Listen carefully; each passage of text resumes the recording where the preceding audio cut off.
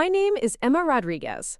I'm 29 years old, and I own a $12 million investment firm in Denver, Colorado. 4 years ago, my younger sister Sofia destroyed my relationship and broke my heart at our grandfather's birthday party. Last month, I fired her boyfriend from the company I just bought. And when I walked into our family's Thanksgiving dinner and announced what I'd done, the look on her face was worth every penny I'd spent. Before we jump back in, tell us where you're tuning in from, and if this story touches you, make sure you're subscribed, because tomorrow, I've saved something extra special for you. The mountain air in Boulder always smelled like pine needles and possibility. That's what I remember most about the summer of 2020, back when I still believed that family meant loyalty and love meant forever. I was 25 then, working as a marketing director for a tech startup in downtown Denver, living in a cozy apartment in Capitol Hill, with exposed brick walls and windows that caught the afternoon sun just right. Jake Thompson had been my world for 3 years. We met during my first week at University of Colorado Boulder, where he was studying business and I was pursuing my marketing degree with dreams of launching my own agency someday. Jake was the kind of guy who remembered your coffee order after the second date, who would drive 40 minutes in a snowstorm just to bring you soup when you were sick, who talked about our future like it was already written in stone. He had this way of making everything feel steady, secure. When my parents worried about my career choices, Jake defended my ambitions.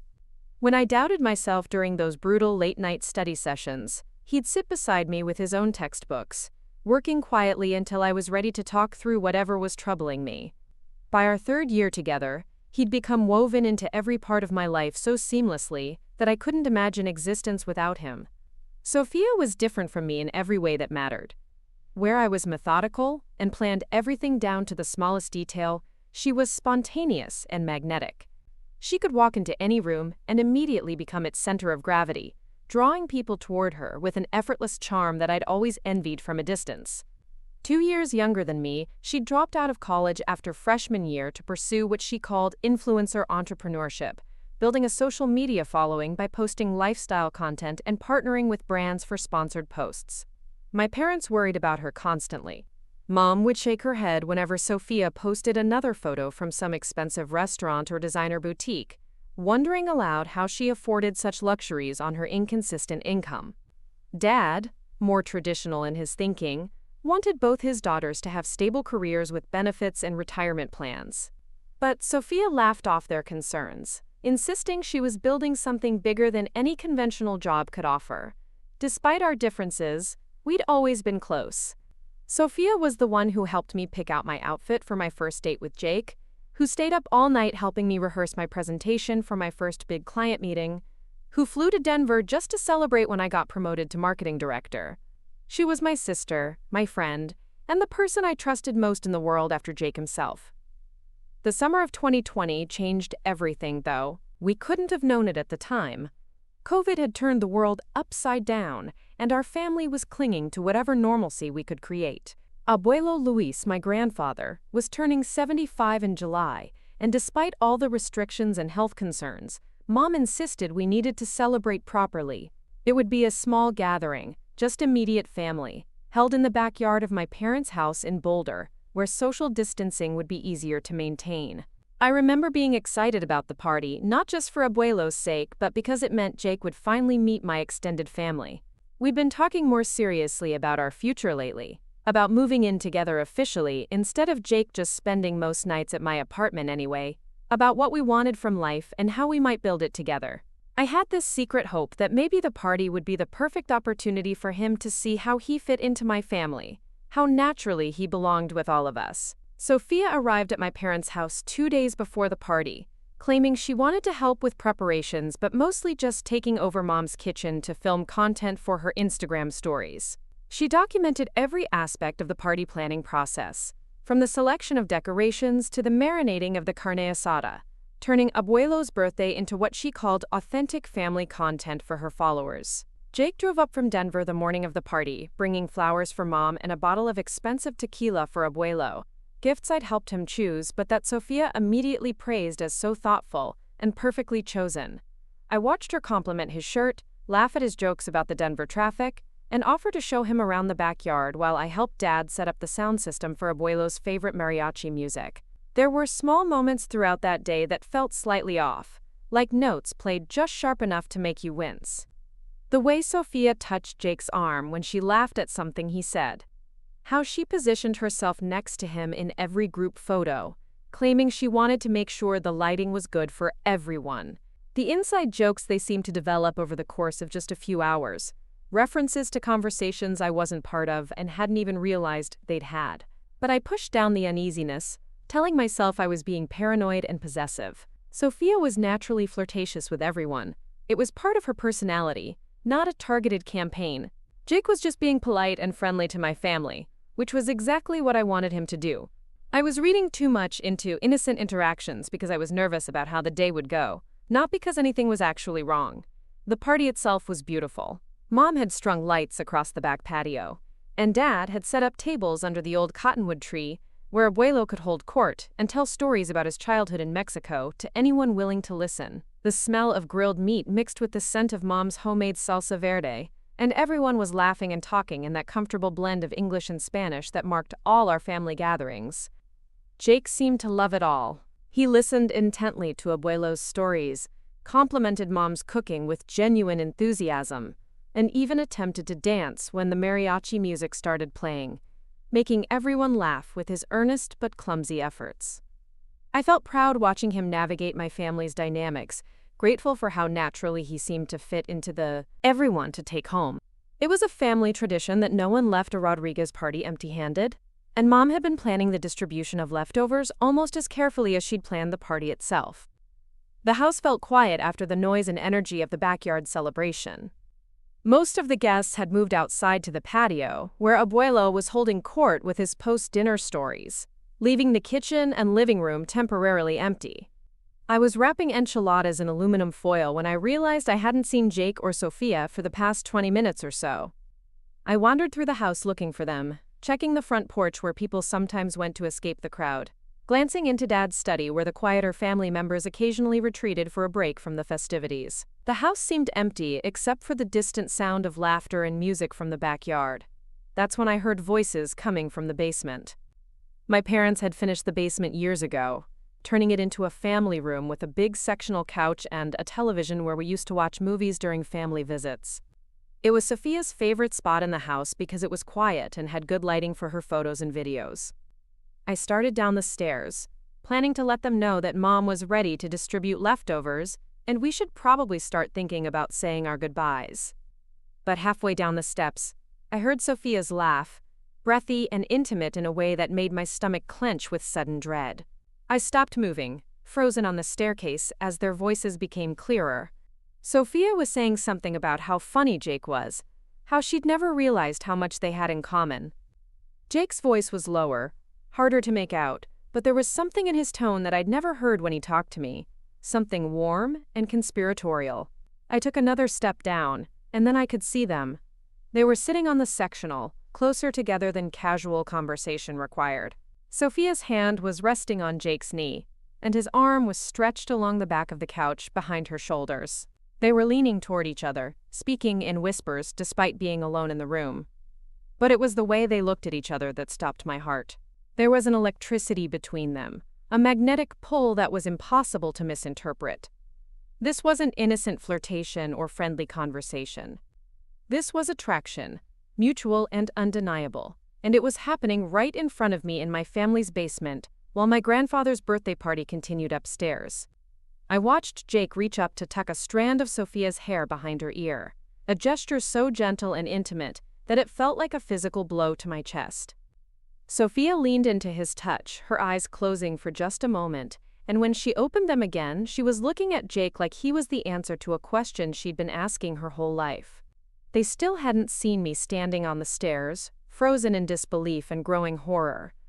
Part of me wanted to run back upstairs and pretend I'd never witnessed this moment, to preserve the illusion that my boyfriend and my sister were not falling in love right under my nose. But a larger part of me needed to see how far this betrayal would go, needed to understand exactly what I was losing. Sofia said something that made Jake laugh, and then she was moving closer to him on the couch, her hand sliding up from his knee to rest against his chest. Jake's hand found her waist, pulling her closer, and I watched in frozen horror as they leaned toward each other, the space between them disappearing until their lips met in a kiss that looked like it had been building for hours, days, maybe weeks. The kiss lasted only a few seconds, but it felt like watching my entire life crumble in slow motion. When they broke apart, Sofia rested her forehead against Jake's, and they smiled at each other with the kind of joy and discovery that should have been reserved for me and Jake, not for my sister and the man I'd been planning to build a future with. That's when Sofia looked up and saw me standing on the stairs. Her eyes widened, but she didn't pull away from Jake immediately. For a moment, the three of us just stared at each other in a tableau of betrayal and discovery that would replay in my mind for years to come.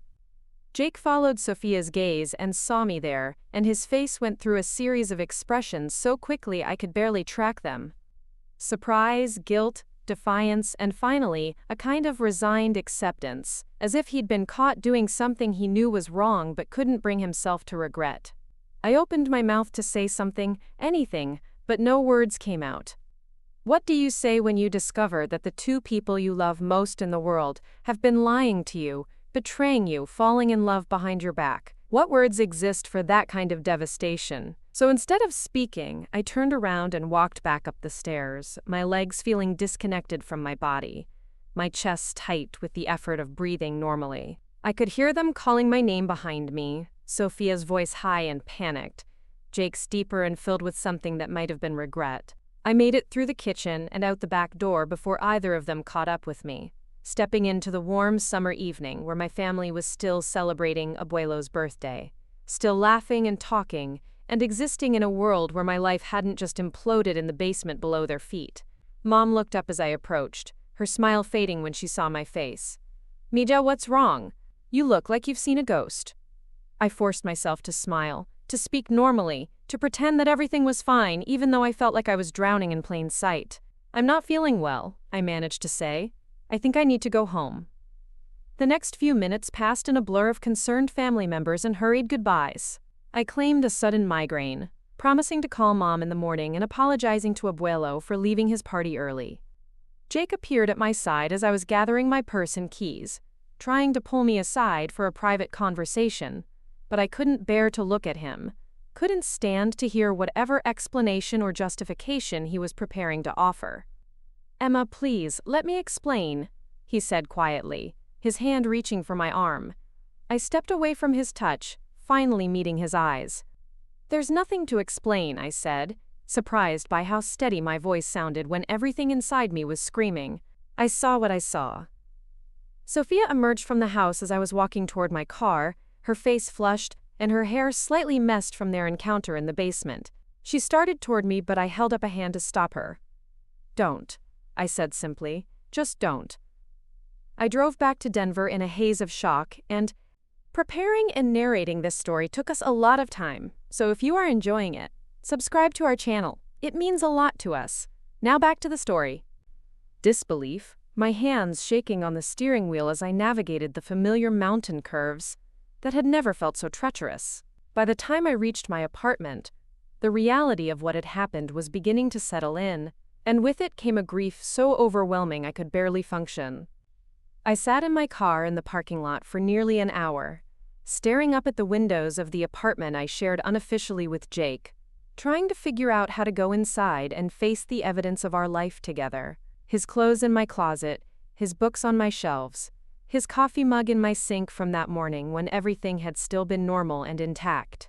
When I finally went inside, I moved through the familiar space like a stranger, seeing everything through the lens of what I now knew. The photo of Jake and me at last year's company Christmas party, both of us smiling and happy and unaware that our relationship had an expiration date. The vacation itinerary for our planned trip to Costa Rica, printed out and stuck to the refrigerator with a magnet. The engagement ring I was convinced he was planning to give me soon, probably hidden somewhere in this very apartment.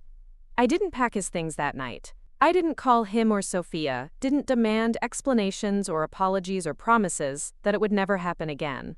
Instead, I sat on my couch with a cup of tea that went cold in my hands and tried to process the fact that my life had just completely changed direction without my permission or participation.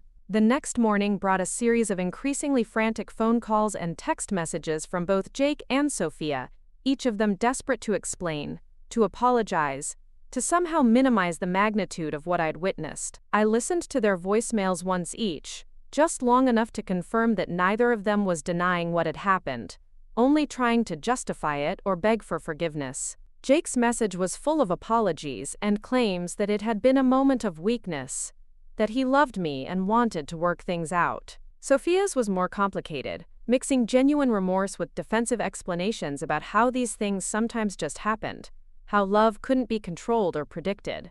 I deleted all their messages without responding, and spent the day researching apartments I could afford on my own, determined to create a life that didn't include either of them. It was time to start over, to build something that belonged entirely to me and couldn't be taken away by betrayal or broken promises. Within a week, I had found a new apartment in the Highlands neighborhood, a converted warehouse space with concrete floors and floor-to-ceiling windows that flooded the room with natural light. It was smaller than what Jake and I had shared, but it was mine alone, and that mattered more than square footage. The lease was higher than I'd planned to spend, but my marketing director's salary could handle it, and I needed the financial independence to feel truly free from the wreckage of my previous life. Moving out of Capitol Hill meant leaving behind more than just an apartment. That neighborhood had been where Jake and I built our relationship, where we'd discovered our favorite coffee shops and restaurants, where we'd walked hand in hand through the weekend farmers markets dreaming about our future together. Every street corner held a memory. Every familiar business was a reminder of what I'd lost. The Highlands felt different, rougher around the edges but full of potential. Young professionals and artists were disbelief, my hands shaking on the steering wheel as I navigated the familiar mountain curves that had never felt so treacherous. By the time I reached my apartment, the reality of what had happened was beginning to settle in. And with it came a grief so overwhelming I could barely function. I sat in my car in the parking lot for nearly an hour, staring up at the windows of the apartment I shared unofficially with Jake, trying to figure out how to go inside and face the evidence of our life together. His clothes in my closet, his books on my shelves, his coffee mug in my sink from that morning when everything had still been normal and intact. When I finally went inside, I moved through the familiar space like a stranger, seeing everything through the lens of what I now knew. The photo of Jake and me at last year's company Christmas party, both of us smiling and happy and unaware that our relationship had an expiration date. The vacation itinerary for our planned trip to Costa Rica, printed out and stuck to the refrigerator with a magnet. The engagement ring I was convinced he was planning to give me soon, probably hidden somewhere in this very apartment. I didn't pack his things that night.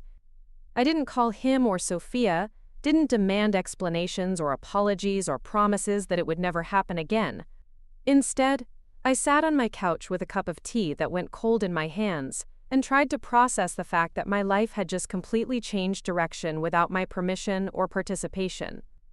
The next morning brought a series of increasingly frantic phone calls and text messages from both Jake and Sofia, each of them desperate to explain, to apologize, to somehow minimize the magnitude of what I'd witnessed. I listened to their voicemails once each, just long enough to confirm that neither of them was denying what had happened, only trying to justify it or beg for forgiveness.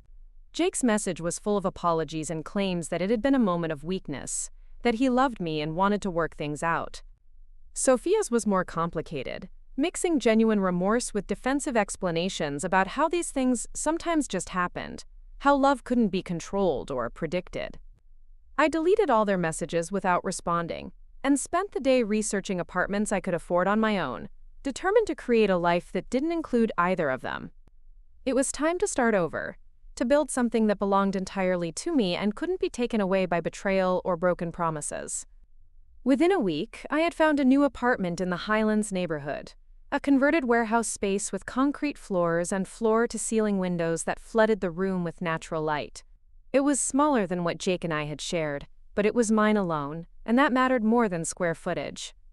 The lease was higher than I'd planned to spend, but my marketing director's salary could handle it, and I needed the financial independence to feel truly free from the wreckage of my previous life.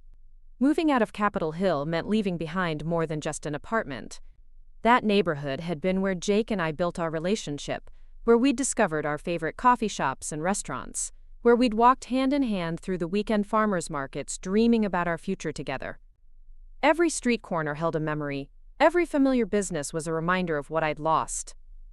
The Highlands felt different, rougher around the edges but full of potential. Young professionals and artists were generating impressive results, with several companies reporting significant increases in both followers and actual sales conversions.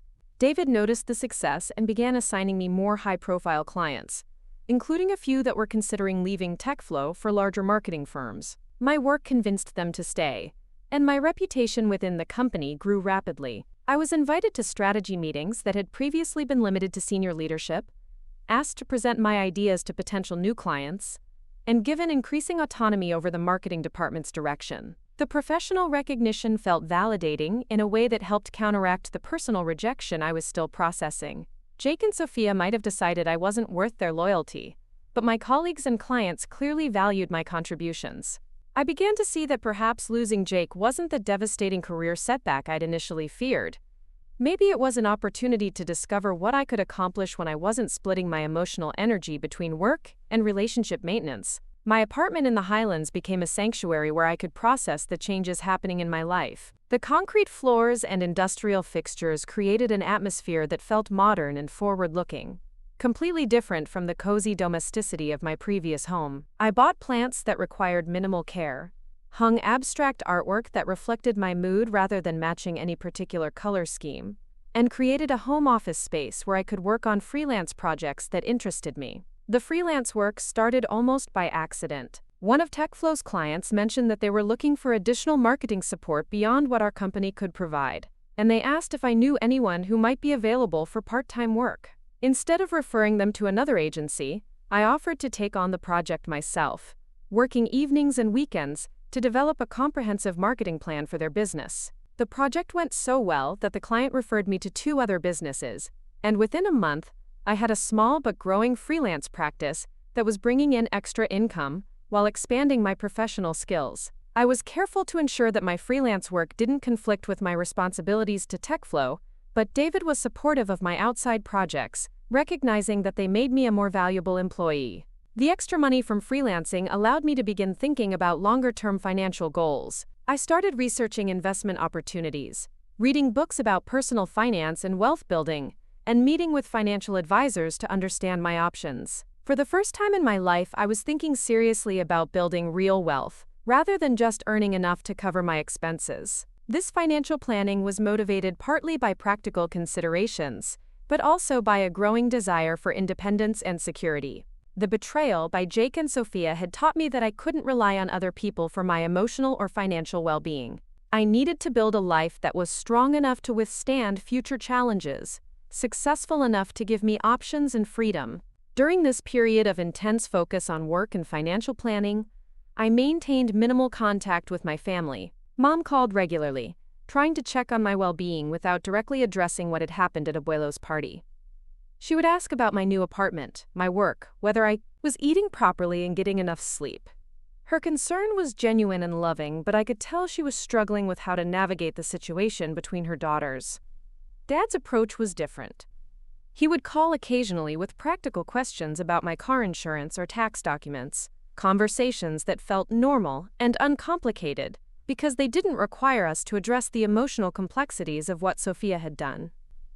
I appreciated his indirect way of showing care, his understanding that sometimes the best support is simply treating someone normally when their world has been turned upside down. Abuelo Luis was the only family member who addressed the situation directly. About a month after his birthday party, he called me on a Sunday evening when he knew I would be home. His voice was gentle but firm as he told me how proud he was of the way I was handling a difficult situation, how impressed he was with my strength and independence. Meha, he said, using the affectionate nickname that always made me feel connected to my childhood. Sometimes life teaches us lessons we never wanted to learn, but the strongest people use those lessons to build something better. I found myself crying during that conversation, not from sadness but from relief at having someone acknowledge what I was going through without trying to minimize it or rush me toward forgiveness. Abuelo understood that healing takes time, that some betrayals leave scars that need to be honored rather than ignored. The autumn months brought new challenges and opportunities at TechFlow. The company was preparing to launch a major new product, and David asked me to lead the marketing campaign. It was the biggest project I'd ever managed, with a budget that exceeded anything I'd worked with before, and the potential to significantly impact TechFlow's future growth. I assembled a team of designers, copywriters, and data analysts to support the campaign, and for the first time in my career, I was managing other people's work rather than just completing my own tasks. The responsibility was both exciting and terrifying, but I found that I enjoyed the strategic thinking required to coordinate multiple moving parts toward a common goal. The product launch campaign required extensive market research, competitive analysis, and consumer testing. I spent weeks developing personas for our target customers, analyzing their behavior patterns and preferences, and crafting messages that would resonate with their specific needs and concerns. The work was complex and demanding, but it engaged my mind in a way that left little room for dwelling on personal disappointments.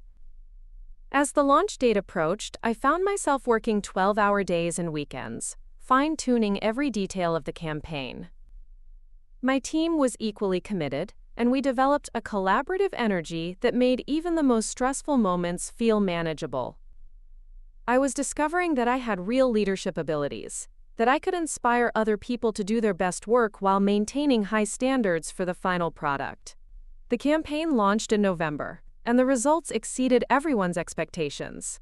Within the first week, we had generated more leads than our most optimistic projections, and the sales team was struggling to keep up with the volume of interested customers. Industry publications wrote articles about TechFlow's innovative marketing approach, and several competitors began copying elements of our strategy. David promoted me to Senior Marketing Director in December, with a salary increase that reflected my expanded responsibilities and the value I was bringing to the company. The promotion came with stock options and a seat on TechFlow's leadership team, making me one of the youngest senior executives in the company's history. The professional success felt surreal after the personal devastation of the summer. 6 months earlier, I had been focused primarily on my relationship with Jake, treating my career as something important but secondary to our shared future plans. Now I was building something that belonged entirely to me, discovering capabilities I hadn't known I possessed, and creating a professional identity that no one could take away from me. My new position required me to travel occasionally for conferences and client meetings, and I found that I loved the combination of professional networking and exploring new cities. I attended marketing conferences in San Francisco and Austin, presented TechFlow's case studies to industry groups, and began building a professional network that extended far beyond Denver. During one conference in Phoenix, I met Marcus Chen, a partner at a private equity firm that specialized in technology companies. Marcus was leading a panel discussion about marketing strategies for scaling startups, and his presentation was both insightful and entertaining. After his talk, I approached him to ask a question about metrics and measurement, and we ended up having a lengthy conversation about the challenges of marketing in rapidly changing industries. Marcus was different from any man I'd ever met professionally. He was clearly brilliant and successful, but he wore his accomplishments lightly, asking as many questions as he answered, and genuinely interested in perspectives that differed from his own. He had an easy confidence that came from genuine competence rather than insecurity or ego, and he treated everyone he encountered with the same level of respect and attention. We exchanged business cards and continued our conversation over dinner, talking about everything from marketing psychology to Denver's restaurant scene to our respective career journeys. Marcus had grown up in Seattle, earned his MBA from Stanford, and spent several years at major consulting firms before joining the private equity world. He was passionate about identifying companies with strong potential and helping them grow through strategic investments and operational improvements. The conversation felt natural and intellectually stimulating in a way that reminded me how much I missed engaging with someone as an equal. Jake had been supportive of my career, but he'd never really understood the strategic aspects of marketing or shared my enthusiasm for business development. Marcus not only understood what I did, but could contribute insights that made me think about my work in new ways. When I returned to Denver, Marcus and I began corresponding regularly via email, sharing articles and ideas related to our respective industries. He was working on evaluating several marketing technology companies for potential investments, and he appreciated my perspective as someone who used those tools professionally. I found his strategic approach to business evaluation fascinating, particularly his ability to see patterns and opportunities that weren't immediately obvious. The email correspondence gradually evolved into phone calls, and I began looking forward to our conversations in a way that had nothing to do with professional networking. Marcus had a dry sense of humor that made me laugh, and he was genuinely interested in my thoughts and opinions about everything from industry trends, to books we'd both read, to observations about cities we'd visited. I was careful not to think of our growing friendship as anything romantic. The pain from Jake's betrayal was still too fresh, and I wasn't ready to trust anyone with my heart again. But I found myself appreciating Marcus's consistency, his reliability in following through on commitments, and his respectful approach to our professional relationship. He never pushed for personal information or tried to move our interactions beyond the boundaries I had established. Winter in Denver brought heavy snowfall and shorter days, but I found myself feeling more optimistic than I had in months. My work continued to go well, with several major clients expanding their contracts with TechFlow based on the success of campaigns I had developed. I was earning more money than ever before, living in a home I loved, and building a professional reputation that opened new doors and opportunities regularly. The freelance work had grown into a substantial side business, and I began considering whether it might eventually become my primary focus. Several clients had suggested that I start my own marketing agency, offering to be founding customers if I decided to make the transition from employee to entrepreneur. The idea was both exciting and terrifying, but I was no longer the person who chose security over possibility. My relationship with my parents had settled into a new normal that avoided discussing Sofia or Jake directly, but maintained the loving connection that had always been the foundation of our family. Mom continued to call weekly, and Dad had started sending me articles about business and investment strategies that he found interesting. Their support felt different than it had before, less focused on my romantic relationships and more appreciative of my professional accomplishments. The one family relationship that remained complicated was with Sofia herself. She had tried calling and texting numerous times during the first few months after Abuelo's party, but I had maintained my silence. I wasn't angry anymore, exactly, but I wasn't ready to pretend that our relationship could return to what it had been before. Trust, once broken, required more than apologies to repair. I heard updates about Sofia indirectly through Mom's phone calls. Apparently, her relationship with Jake had become official sometime in the fall, and they were living together in his apartment in downtown Denver. Mom was careful not to share too many details, but I gathered that Sofia's social media following had grown significantly, possibly boosted by the drama and speculation surrounding our family situation. The information about Sofia and Jake didn't hurt as much as I had expected it to. The sharp pain of betrayal had mellowed into something more like disappointment, a sadness for what we had all lost rather than anger about what they had gained. I was building a life that felt meaningful and successful, and their happiness or lack thereof no longer felt like a reflection on my own worth. As winter turned towards spring, I began planning a vacation to celebrate my first year of independence. I had never traveled alone before, having always coordinated trips with Jake or family members, but the idea of exploring a new place entirely on my own terms felt appealing. I researched destinations across Europe, ultimately deciding on a 2-week trip to Italy that would combine art, history, food, and the kind of adventure that I had never been brave enough to pursue when my life was more predictable. The planning process was another exercise in self-discovery. I could choose my itinerary based entirely on my own interests, book accommodations that reflected my preferences rather than compromises, and structure my days around activities that excited me personally. For the first time in years, I was thinking about what I wanted rather than what would work for a couple or a group. The Italy trip was scheduled for April, which gave me several months to improve my Italian language skills and research the cities I planned to visit. I signed up for conversation classes at the local community college, downloaded language learning apps, and began reading travel memoirs and guidebooks that would help me make the most of my time abroad. Marcus had mentioned during one of our phone calls that he had spent a semester studying in Florence during business school, and he offered to share recommendations for restaurants and museums that had made lasting impressions on him. His suggestions reflected the same thoughtful approach he brought to everything else, focused on authentic experiences rather than tourist attractions. As my departure date approached, I felt a mixture of excitement and nervousness that reminded me why travel had always appealed to me theoretically, but intimidated me practically. This trip represented more than just a vacation. It was a declaration of independence, a statement that I was capable of creating meaningful experiences without needing someone else to validate or share them. The night before my flight to Rome, I sat in my apartment looking out at the Denver skyline and reflecting on how dramatically my life had changed in less than a year. 12 months earlier, I had been planning a future with Jake, working in a job that felt stable but not particularly challenging, and defining myself primarily through my relationships with other people. Now I was a senior executive at a growing company, building a successful freelance business, planning international solo travel, and discovering capabilities and interests I hadn't known I possessed.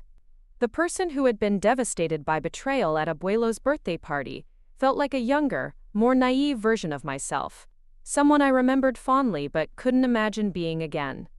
The pain of losing Jake and Sofia had been real and significant, but it had also cleared space in my life for growth and discovery that might never have happened if I had remained comfortable in my previous circumstances.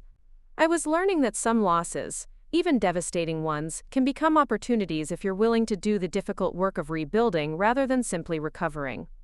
Italy changed everything about how I saw myself and what I believed I was capable of achieving. The 2 weeks I spent wandering through Rome, Florence, and Venice taught me that I could navigate unfamiliar places with confidence, connect with strangers despite language barriers, and find joy in experiences that belonged entirely to me. I returned to Denver with a new sense of possibility that extended far beyond travel adventures. The confidence I had gained from solo travel began influencing every aspect of my professional life. When David Martinez announced that TechFlow was considering expanding into international markets, I volunteered to lead the research project that would determine which countries offered the best opportunities for our software solutions. My recent experience navigating Italy gave me insights into cultural differences and communication challenges that proved invaluable as I developed market entry strategies for European expansion. The international project required me to work closely with TechFlow's executive team, including the chief financial officer and head of business development. These conversations exposed me to aspects of business strategy that went far beyond marketing, from financial modeling to regulatory compliance to partnership development. I found myself fascinated by the complexity of scaling a business across multiple markets and the strategic thinking required to make expansion profitable rather than just possible. Marcus Chen had been right when he suggested that understanding business operations from multiple perspectives would make me a more effective marketing leader. His emails from various cities where his private equity firm was evaluating potential investments gave me glimpses into how experienced business leaders analyzed companies, identified growth opportunities, and developed strategies for sustainable expansion. Our correspondence had evolved beyond professional networking into something that felt like genuine friendship. Marcus had a way of asking questions that challenged my assumptions without making me feel defensive, and he shared insights from his work that helped me think more strategically about my own career development. When he mentioned that his firm was planning to evaluate several marketing technology companies in the Denver area, I offered to provide local market insights that might be useful for their research.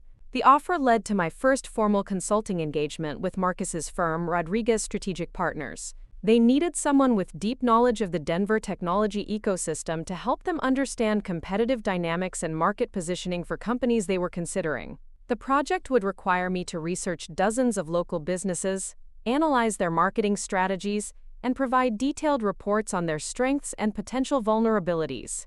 I approached the consulting work with the same intensity I had brought to every professional challenge since rebuilding my life. The research required me to network extensively within Denver's business community, attending industry events and scheduling informational interviews with executives at companies across the technology sector. These conversations gave me a comprehensive understanding of how different businesses were positioning themselves and what challenges they faced in scaling their operations. One company that came up repeatedly in my research was TechFlow Solutions itself. Several people I interviewed mentioned TechFlow as an example of a local business that had grown rapidly while maintaining strong client relationships and innovative marketing approaches. The external validation of my employer's success felt gratifying, but it also made me realize how much I had contributed to that reputation through my campaigns and strategic initiatives. The consulting project for Rodriguez Strategic Partners took 3 months to complete, and the final report I delivered exceeded their expectations in both scope and insight. Marcus called me personally to discuss my findings, and during that conversation, he mentioned that his firm was always looking for talented professionals who understood both marketing strategy and business operations. He suggested that I might consider joining Rodriguez Strategic Partners as a full-time partner focused on marketing and technology investments. The opportunity was tempting but premature. I loved my work at TechFlow and felt loyal to David Martinez, who had supported my professional development and given me opportunities to lead major projects. But Marcus's suggestion planted a seed that began growing in my mind as I considered what I wanted from my career in the long term. My freelance marketing practice continued expanding throughout the spring and summer, with new clients coming primarily through referrals from satisfied customers. I was now earning almost as much from freelance work as from my TechFlow salary, and several clients had begun asking whether I would consider taking on larger projects that would require me to hire additional team members. The question of whether to start my own marketing agency became more pressing as my freelance income grew. I began researching what would be required to establish a formal business entity, from legal structure to insurance requirements to tax implications. The financial planning I had been doing since moving to the Highlands apartment had given me enough savings to support myself during the transition period, and my network of professional contacts would provide a solid foundation for client acquisition. During a particularly successful month when my freelance income exceeded my TechFlow salary for the first time, I decided to have a conversation with David Martinez about my future plans. I respected him too much to leave TechFlow without giving him adequate notice and the opportunity to plan for my departure. The conversation was more difficult than I had anticipated, partly because David made a counteroffer that would have doubled my current salary and given me equity in TechFlow. His offer was generous and demonstrated how much value TechFlow placed on my contributions, but it also confirmed that I had outgrown what the company could provide in terms of challenge and autonomy. I wanted to build something of my own, to test my abilities as an entrepreneur, rather than just an employee, and to create a business that reflected my vision for how marketing could help companies grow sustainably. I gave TechFlow 3 months' notice, which allowed me to complete my current projects and help train my replacement. David was disappointed but understanding, and he made it clear that TechFlow would be happy to work with my new agency as a client. Several of my colleagues expressed interest in joining my agency eventually, which gave me confidence that I would be able to build a strong team when the time came to expand. Rodriguez Marketing Solutions officially launched in September, exactly 1 year after I had been promoted to Senior Marketing Director at TechFlow. The timing felt symbolically important, marking a complete cycle from devastating personal loss to professional independence and entrepreneurship. I celebrated the launch with a small dinner party at my Highlands apartment, inviting the friends and mentors who had supported my journey toward business ownership. Marcus Chen flew to Denver for the launch party, bringing champagne and a leather-bound notebook engraved with my new company logo. His presence at the celebration felt significant, not just because of our growing friendship, but because he represented the kind of strategic thinking and business expertise that I hoped to develop as an entrepreneur. We spent most of the evening discussing my plans for growing the agency and his insights into what made marketing services businesses successful over the long term. The first few months of running Rodriguez Marketing Solutions were simultaneously exhilarating and terrifying. I was responsible for every aspect of the business, from client acquisition to project management to financial planning. The freedom to make decisions without committee approval or corporate bureaucracy was liberating, but the responsibility for every outcome was sometimes overwhelming. My client base grew steadily through the fall, helped by referrals from my freelance work and recommendations from former colleagues at TechFlow. I was able to maintain the quality standards that had built my reputation, while expanding the scope of services I could offer. By November, I was earning more per month than I had ever made as an employee, and I began considering when to hire my first full-time team member. The success of my agency attracted attention within Denver's business community, and I was invited to speak at several conferences about entrepreneurship and marketing strategy. These speaking engagements led to additional client opportunities and partnership possibilities with other local businesses. I began to see how building a reputation as a thought leader could create marketing opportunities for my own company while helping me develop expertise that would benefit my clients. During one particularly busy week in December, I received a call from Marcus Chen with an unexpected proposition. Rodriguez Strategic Partners was planning to acquire a mid-sized technology company in Denver, and they needed someone with local market knowledge to help with due diligence and post-acquisition marketing strategy. The project would pay more than I typically earned from a single client, and it would give me experience with business acquisitions that could be valuable for my own company's future growth. The target company was one I knew well from my research the previous year, TechFlow Solutions. David Martinez had decided to sell the company he had built in order to focus on a new startup venture, and Rodriguez Strategic Partners had emerged as the leading bidder after a competitive process. Marcus wanted me to evaluate TechFlow's marketing assets and develop a plan for maintaining client relationships during the ownership transition. Working on the TechFlow acquisition felt surreal, given my history with the company and my personal relationship with Marcus. I was careful to maintain professional boundaries and disclose any potential conflicts of interest, but the project gave me insights into how private equity firms evaluated businesses and created value through operational improvements and strategic investments. The acquisition process took several months to complete, during which I worked closely with Rodriguez Strategic Partners' investment team to understand TechFlow's strengths and opportunities for growth. The experience taught me about financial modeling, competitive analysis, and strategic planning at a level of sophistication that I had never encountered before. I began to understand why Marcus found business acquisitions intellectually stimulating and financially rewarding. When the TechFlow acquisition closed in March, Rodriguez Strategic Partners offered me a position as a partner focused on marketing and technology investments. The role would allow me to maintain my marketing agency while also participating in their investment activities, providing expertise on marketing strategy and helping portfolio companies grow their customer bases. The compensation structure included both salary and equity participation that could potentially be more lucrative than running my agency alone. I accepted the partnership offer after negotiating terms that would allow me to continue operating Rodriguez Marketing Solutions as a subsidiary business. The arrangement gave me the best of both worlds, the security and resources of an established private equity firm, combined with the autonomy and entrepreneurial satisfaction of running my own marketing business. My new role at Rodriguez Strategic Partners required me to travel frequently, evaluating potential investments and working with portfolio companies across the western United States. I discovered that I enjoyed the variety and intellectual challenge of analyzing different businesses, understanding their competitive positions, and developing strategies for sustainable growth. Each company presented unique challenges that required creative problem-solving and strategic thinking.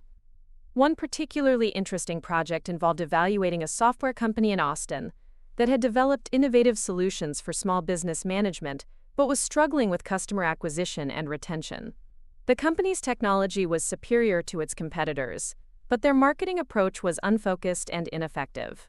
I worked with their leadership team to develop a comprehensive marketing strategy that resulted in a 40% increase in new customer acquisitions within 6 months. The success of projects like the Austin Software Company enhanced my reputation within the private equity community and led to additional opportunities to work with companies that needed marketing expertise. I began to see a pattern in the challenges faced by technology companies. Many had excellent products but lacked the marketing sophistication needed to scale their customer bases effectively. This observation led to an idea that would eventually transform my career trajectory. What if I could create an investment firm that specialized in acquiring technology companies with strong products but weak marketing, then use my expertise to dramatically improve their customer acquisition and revenue growth? The approach would combine my marketing skills with the financial engineering capabilities I was learning at Rodriguez Strategic Partners. I began developing a business plan for this specialized investment strategy, researching potential target companies and modeling the financial returns that might be possible through marketing-focused operational improvements. The concept was ambitious and would require significant capital to implement, but I believed it could be highly successful if executed properly. Marcus Chen was intrigued by my idea when I presented it to him during one of our regular strategy discussions.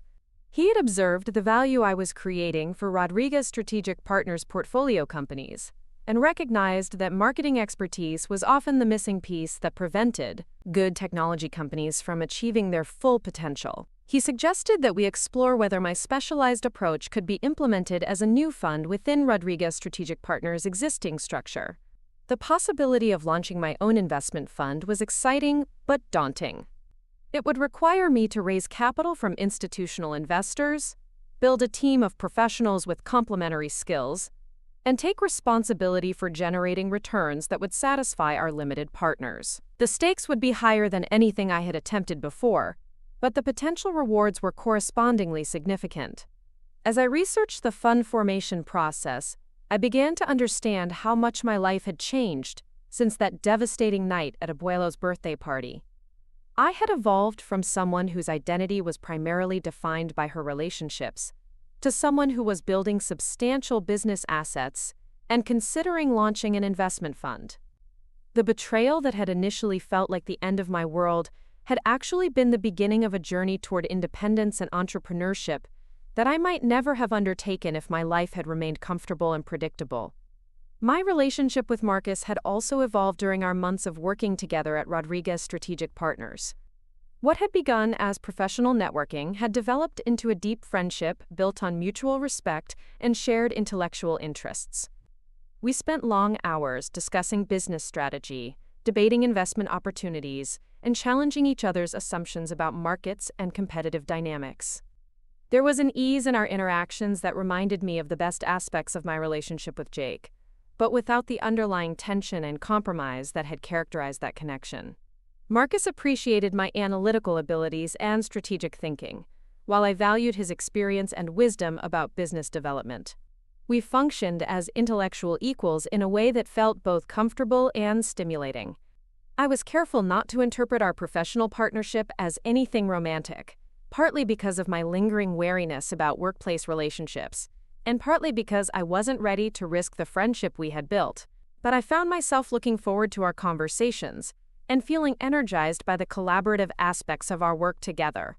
The fund formation process required extensive planning and relationship building with potential investors. I spent months developing financial projections, researching target markets, and preparing presentation materials that would convince institutional investors to commit capital to my specialized investment strategy. The work was challenging but fascinating, requiring me to synthesize everything I had learned about marketing, business operations, and financial analysis. During this planning period, I maintained minimal contact with my family, beyond the weekly phone calls with Mom and occasional conversations with Abuelo Luis. I wasn't hiding my professional success, but I also wasn't actively sharing details about my business development or investment activities. The focus and intensity required to build my investment firm left little mental space for processing family dynamics or addressing unresolved relationships. I heard through Mom that Sofia and Jake were engaged and planning a wedding for the following summer. The news generated less emotional reaction than I had expected. Their relationship felt like part of a previous life that no longer had direct relevance to my current circumstances.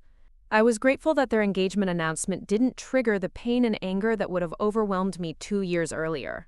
My emotional distance from Sofia and Jake's relationship was partly the result of time and healing, but it was also a reflection of how completely my priorities and self-perception had changed. The person who had been devastated by their betrayal had been someone whose happiness depended heavily on external relationships and validation. The person I had become was building something substantial and meaningful that belonged entirely to me. As autumn approached and my fund formation efforts gained momentum, I began to consider what kind of company might serve as the perfect inaugural investment for my new fund. I wanted to find a technology business with strong fundamentals, but marketing challenges that my expertise could address effectively. The company would need to be large enough to generate meaningful returns, but small enough that my involvement could make a significant operational impact. That's when I learned that TechFlow Solutions, despite its recent acquisition by Rodriguez Strategic Partners, was considering divesting one of its subsidiary companies that had never quite found its market positioning. The subsidiary, called Business Connect, had developed excellent customer relationship management software, but had struggled with customer acquisition since its launch 3 years earlier. Business Connect employed nearly 50 people, including several former colleagues from my TechFlow days, and generated annual revenue of approximately $8 million. The business was profitable but not growing, which made it an ideal candidate for the marketing-focused investment approach I wanted to implement. More importantly, Business Connect was the company where Jake Thompson had been promoted to regional sales director after David Martinez sold TechFlow to Rodriguez Strategic Partners. Jake's sales team was responsible for customer acquisition, which meant that any marketing improvements I implemented would directly impact his performance and potentially his employment security. The opportunity to acquire Business Connect represented more than just a potential investment. It was a chance to demonstrate the value of my specialized approach while potentially affecting the professional future of the man who had betrayed me 4 years earlier. The irony was not lost on me that Jake might soon be working for a company I owned, reporting on results that my marketing strategies had generated. I prepared a comprehensive analysis of Business Connect's potential, including detailed financial projections that showed how marketing improvements could double or triple the company's revenue within 2 years. The analysis impressed the team at Rodriguez Strategic Partners and attracted interest from several institutional investors who were considering commitments to my new fund. As negotiations for the Business Connect acquisition progressed through the winter, I found myself thinking about the journey that had brought me to this point. 4 years earlier, I had been a marketing director whose biggest professional challenge was developing campaigns for other people's companies. Now I was preparing to acquire and operate a business that could serve as the foundation for a significant investment enterprise. The transformation had required me to develop capabilities I hadn't known I possessed, from financial analysis to strategic planning to investor relations. But perhaps more importantly, it had required me to rebuild my self-confidence after a betrayal that had temporarily shattered my faith in my own judgment about people and relationships. The Business Connect acquisition would close in early spring, just before Sofia and Jake's wedding, which created an interesting symmetry between their personal milestone and my professional achievement. They would be celebrating their union while I was launching an investment fund that could potentially generate wealth beyond anything I had previously imagined possible. I had no interest in attending their wedding or disrupting their celebration, but I was looking forward to the moment when Jake would learn that his new boss was the woman whose heart he had broken in his previous employer's basement 4 years earlier. The thought of his reaction brought me a satisfaction that had nothing to do with revenge and everything to do with justice, and the sweet vindication that comes from building something meaningful from the wreckage of devastating loss. The Business Connect acquisition closed on a crisp Thursday morning in March, exactly 4 years and 8 months after I had discovered Jake and Sofia in my parents' basement. I signed the final papers in the conference room of Rodriguez Strategic Partners, surrounded by lawyers and financial advisors who had worked for months to structure the deal. The company that employed Jake Thompson as regional sales director now belonged to me, though he wouldn't learn that fact for several more weeks. My new investment fund, Rodriguez Capital Ventures, had successfully raised $28 million from institutional investors who believed in my strategy of acquiring technology companies with marketing challenges. Business Connect was our inaugural acquisition, purchased for $12.2 million, with plans to implement comprehensive marketing improvements that would triple its revenue within 18 months. The irony of the situation wasn't lost on anyone who knew my history. Marcus Chen had smiled knowingly when I explained why Business Connect was the perfect target for our first investment, understanding that this acquisition represented both sound business strategy and a form of poetic justice that had taken years to orchestrate. But he also knew that my decision was based primarily on financial analysis rather than personal vendetta. Business Connect genuinely offered the best opportunity to demonstrate our specialized approach. I spent the first month after the acquisition conducting detailed assessments of Business Connect's operations, customer base, and market positioning. The company's customer relationship management software was technically superior to most competitors, but their marketing messaging was confusing, and their sales processes were inefficient. Jake's sales team was working with outdated materials and targeting the wrong customer segments, which explained their consistently disappointing results. The operational review required me to meet with department heads and key employees throughout the company, including several people who remembered me from my TechFlow days. These conversations were professional but occasionally awkward, as former colleagues tried to reconcile their memories of me as a marketing director with my new role as their company's owner. Most seemed impressed by my career trajectory, though I could sense some curiosity about how I had accumulated the resources to purchase their employer. Jake was in San Francisco for a client conference during my first 2 weeks of operational reviews, which gave me time to understand his team's challenges without the complication of face-to-face interaction. His sales reports showed consistent effort but disappointing results, a pattern that reflected the company's broader marketing problems rather than any particular deficiency in his personal performance. When Jake returned from San Francisco, I scheduled a meeting with him to discuss his team's customer acquisition strategies and performance metrics. I chose to hold the meeting in Business Connect's main conference room, a neutral space that would emphasize the professional nature of our interaction while avoiding any suggestion of personal confrontation. I arrived at the conference room 15 minutes early, reviewing my notes and preparing for what would undoubtedly be one of the most surreal conversations of my life. 4 years earlier, Jake Thompson had been the center of my emotional universe, the person I had planned to build a future with until he chose my sister instead. Now he was an employee whose performance I would evaluate, and whose continued employment depended on his ability to contribute to my company's success. Jake entered the conference room at exactly 2 o'clock, dressed in the navy suit he had always favored for important meetings. He looked older than I remembered, with lines around his eyes that suggested stress or disappointment, and his confident demeanor seemed more forced than it had in our college days. When he saw me sitting at the head of the conference table, his face went through a series of expressions that would have been comical if the situation hadn't been so loaded with history. "Emma," he said after a long pause, his voice carefully neutral. "I wasn't expecting. Nobody told me that you were the new owner." I finished for him, gesturing toward the chair across from me. "Please, sit down. We have a lot to discuss about your team's performance and the changes we'll be implementing over the next several months." The meeting lasted 90 minutes and covered everything from customer segmentation to sales pipeline management to performance metrics. I maintained a completely professional tone throughout our conversation, treating Jake exactly as I would treat any other department head whose results needed improvement. I presented detailed analysis of his team's activities, identified specific areas where their approach was limiting success, and outlined the marketing support they would receive to improve their conversion rates. Jake was clearly struggling to reconcile the woman sitting across from him with his memories of our relationship, but he managed to respond appropriately to my questions and suggestions. His knowledge of the customer base was thorough, and his insights into client needs were valuable for developing our new marketing strategies. Whatever personal feelings complicated our interaction, he was professional enough to focus on the business discussion at hand.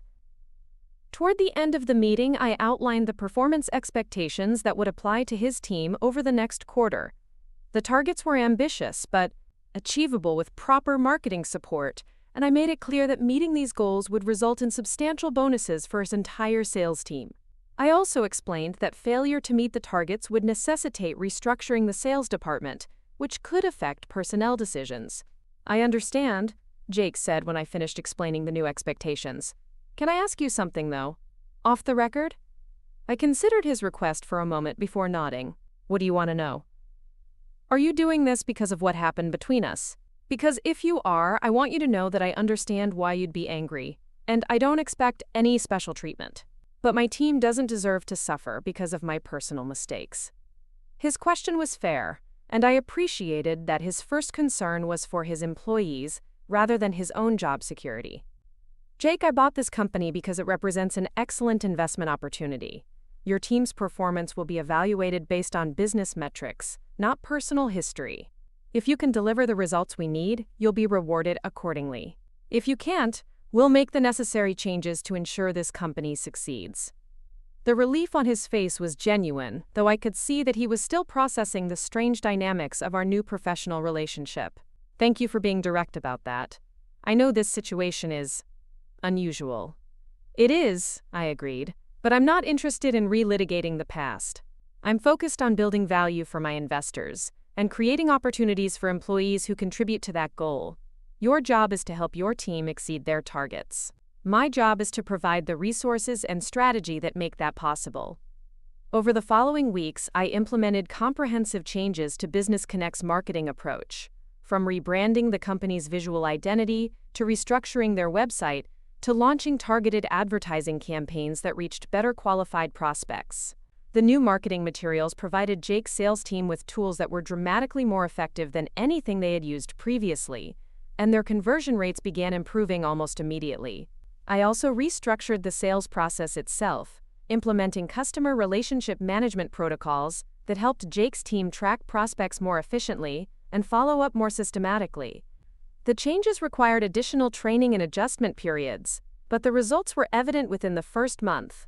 Qualified leads increased by 60%, and the sales team was closing deals at a much higher rate. Jake proved to be an effective implementer of the new systems, and his team responded well to the improved processes and materials.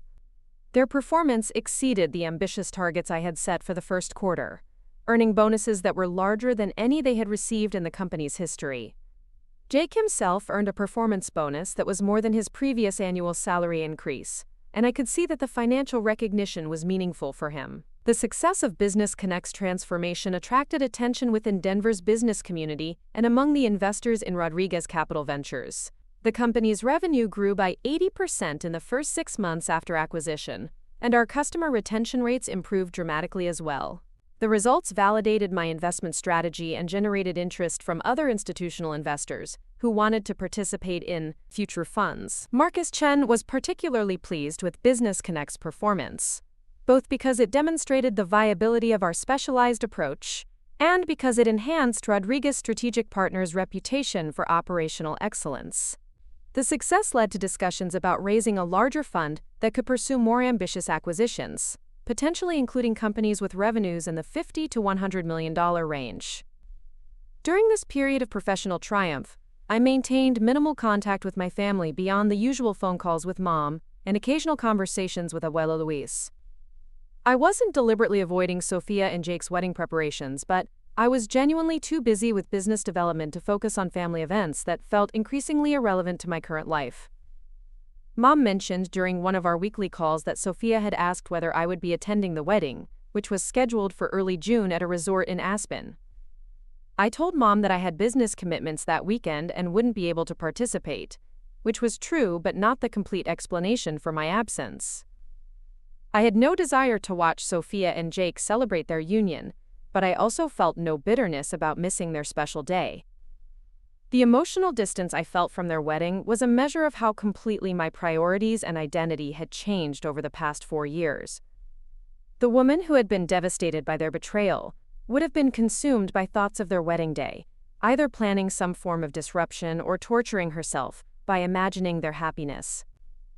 The woman I had become was focused on quarterly performance reviews and investor relations, building something substantial that belonged entirely to me. 2 weeks before Sofia's wedding, I received an unexpected call from Jake asking if we could meet for coffee to discuss something personal rather than business-related. I was curious about what he wanted to say, and I agreed to meet him at a neutral location in downtown Denver where we were unlikely to encounter anyone from either of our professional networks. Jake looked nervous when he arrived at the coffee shop, fidgeting with his car keys and ordering 3 different drinks before settling on black coffee.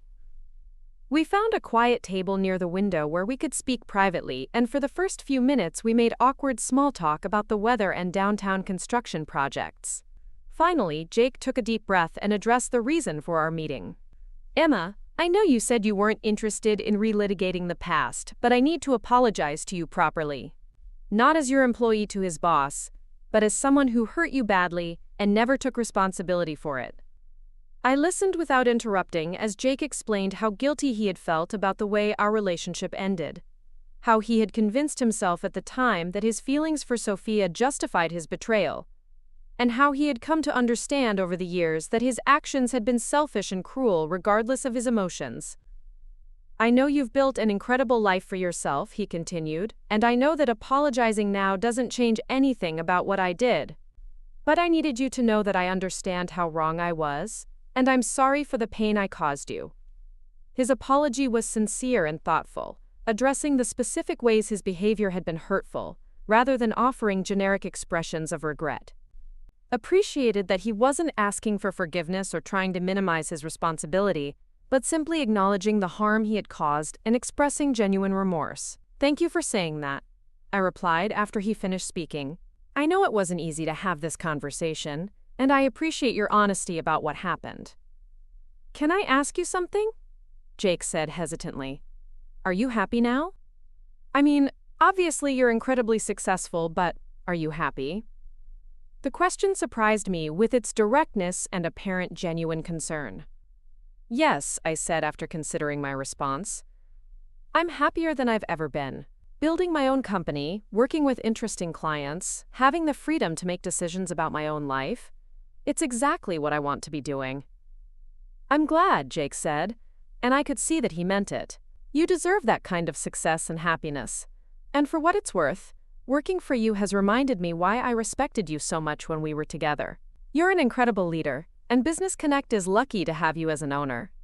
Our conversation continued for another hour, covering topics from our college memories to our current professional goals, to our respective families' well-being. The discussion felt surprisingly natural and comfortable, more like a conversation between old friends than a meeting between former romantic partners who had ended their relationship under painful circumstances. When we prepared to leave, Jake mentioned that he and Sofia would be taking their honeymoon in Europe, and that Sofia was nervous about traveling internationally for the first time. Without thinking, I found myself offering recommendations based on my solo trip to Italy, sharing insights about navigating language barriers and cultural differences that might be helpful for first-time international travelers. The fact that I could discuss Sofia and Jake's honeymoon plans without feeling pain or resentment was perhaps the clearest indication of how completely I had moved beyond the betrayal that had once defined my life. Their relationship was simply a fact of the world, like the weather or traffic patterns, something that existed but had no particular relevance to my own happiness or success. Sofia's wedding took place on a Saturday in early June, and I spent that weekend at a business conference in Austin, where I was presenting Rodriguez Capital Ventures' investment strategy to a group of pension fund managers. The conference was professionally valuable and personally satisfying, representing the kind of opportunity that would have been unimaginable during my years as a TechFlow marketing director. I learned later from Mom that the wedding had been beautiful and well attended, with Sofia looking radiant in a dress that had been featured in a bridal magazine and Jake appearing nervous but happy throughout the ceremony. Abuelo Luis had walked Sofia down the aisle, and the reception had included mariachi music that reminded everyone of family celebrations from our childhood. Mom also mentioned that several wedding guests had asked about my absence, and that Sofia had seemed disappointed that I hadn't been able to attend. Apparently, Sofia had hoped that our relationship might be healing enough for me to participate in her wedding, but she understood that my business commitments made attendance impossible. The following Monday, I returned to Denver and resumed my focus on Business Connect's continued growth and the development of Rodriguez Capital Ventures' second fund. The company's performance had remained strong during my brief absence, and Jake's sales team had closed several significant deals that would contribute to our second quarter revenue targets. Throughout the summer, Business Connect's success attracted increasing attention from potential customers and competitors alike. Our customer satisfaction scores had improved dramatically since the acquisition, and our customer retention rates were among the highest in the industry. The combination of superior technology and effective marketing had created a competitive advantage that was generating substantial returns for Rodriguez Capital Ventures. By autumn, Business Connect's revenue had doubled since my acquisition of the company, and we were beginning discussions about potential expansion into new geographic markets. The company's success had exceeded even my most optimistic projections, validating the investment strategy that had initially seemed ambitious to some of our institutional investors. Jake's performance as regional sales director had been exemplary throughout this period of growth, and I promoted him to vice president of sales in October, with a salary increase and equity participation that reflected his contributions to the company's success. The promotion was based entirely on business metrics rather than any personal considerations, but I was pleased that our professional relationship had evolved into something productive and mutually beneficial. The promotion meant that Jake would be attending more senior leadership meetings and participating in strategic planning discussions about Business Connect's future. Our interactions became more frequent and collaborative as we worked together to develop expansion plans and customer acquisition strategies for new markets. During one particularly productive strategy session in November, Jake mentioned that he and Sofia were expecting their first child in the spring, and that he was grateful for the financial security that his new position provided. The news of Sofia's pregnancy generated no emotional reaction beyond polite congratulations, confirming that I had truly moved beyond any lingering attachment to either of them. As Rodriguez Capital Ventures prepared to close its second fund in December, I reflected on the remarkable journey that had brought me from devastating betrayal to business ownership and financial success. The company that had begun as Jake's employer was now generating millions of dollars in annual revenue under my leadership, creating value for investors while providing excellent careers for dozens of employees. The transformation wasn't just financial but personal as well. I had evolved from someone whose identity was primarily defined by her relationships to someone who had built substantial business assets and professional recognition. The betrayal that had initially felt like the end of my world had actually been the beginning of a journey toward independence and achievement that might never have occurred if my life had remained comfortable and predictable. The annual Thanksgiving dinner at my parents' house in Boulder provided the perfect opportunity to share news of my success with the extended family who had supported me through the difficult years following Abuelo's birthday party. I had been invited to previous Thanksgiving celebrations but had declined, claiming business commitments that were real but also convenient excuses for avoiding potentially awkward family dynamics. This year felt different, though. I was confident in my achievements and comfortable with my new identity as a successful entrepreneur. I had no desire to create drama or relitigate past conflicts, but I was ready to reconnect with family members who had wondered about my well-being during my years of self-imposed distance. I arrived at my parents' house on Thanksgiving afternoon, bringing wine and flowers as I had during happier family gatherings in the past. Mom greeted me with tears of joy and relief, and Dad hugged me with obvious pride in my professional accomplishments. Abuela Luis, now 79 and moving more slowly but still sharp as ever, smiled knowingly as I described the growth of Rodriguez Capital Ventures and Business Connect's remarkable transformation. Sofia and Jake arrived later in the afternoon, Sofia visibly pregnant and glowing with the particular happiness that seemed to characterize this phase of her life. Jake looked prosperous and content, and he greeted me warmly but respectfully, acknowledging our professional relationship without any reference to our personal history. The conversation during dinner focused primarily on family news and holiday traditions, but eventually the discussion turned to professional updates and career developments. I shared highlights from Rodriguez Capital Ventures' successful year, including our fund's impressive returns and Business Connect's revenue growth that had exceeded all expectations. "Wait," Sofia said suddenly, looking confused. "Business Connect is Jake's company, right? The one where he just got promoted to vice president?" "Actually," I said calmly, cutting another piece of turkey, "Business Connect is my company. I acquired it through my investment fund earlier this year." The silence that followed was complete and profound. Sofia's fork stopped midway to her mouth, and Jake stared at his plate, as if it contained information he was trying to decode. Mom and Dad exchanged glances, clearly unsure how to respond to this unexpected revelation. "You bought Jake's company?" Sofia asked finally, her voice barely above a whisper. "I bought a technology company that needed better marketing strategies," I corrected gently. "Jake happens to work there, and he's been an excellent employee. His recent promotion was based entirely on his performance metrics." Sofia looked back and forth between Jake and me, trying to process the implications of what she was learning. "So Jake works for you now?" "Jake works for Business Connect, which is owned by Rodriguez Capital Ventures, which I founded and manage," I explained patiently. "It's a business relationship based on professional performance and mutual benefit." The conversation resumed gradually, but I could see that Sofia was struggling to understand how the dynamics of our relationship had shifted so dramatically. The sister she remembered as heartbroken and devastated was now in a position of considerable power over the man who had caused that devastation, yet I was treating the situation as a simple business matter rather than an opportunity for revenge. After dinner, while others were watching football in the living room, Sofia approached me privately in the kitchen where I was helping Mom with dishes. "Emma, can we talk for a minute?" We stepped outside onto the back patio where the conversation would be private, and Sofia immediately began apologizing for her behavior 4 years earlier. Her words tumbled out in a rush of guilt and regret, explaining how she had never meant to hurt me, how she had been young and foolish, how she had regretted the way everything happened. "I know you probably hate me," she said, tears starting to form in her eyes, "and I know I don't deserve your forgiveness. But I need you to know that I'm sorry, and I've been sorry every day since it happened."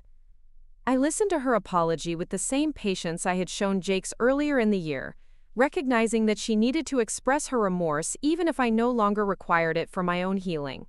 "Sofia, I don't hate you. I haven't hated you for a long time." Really? She asked, looking surprised and hopeful. Really? What happened between us taught me important lessons about trust and independence.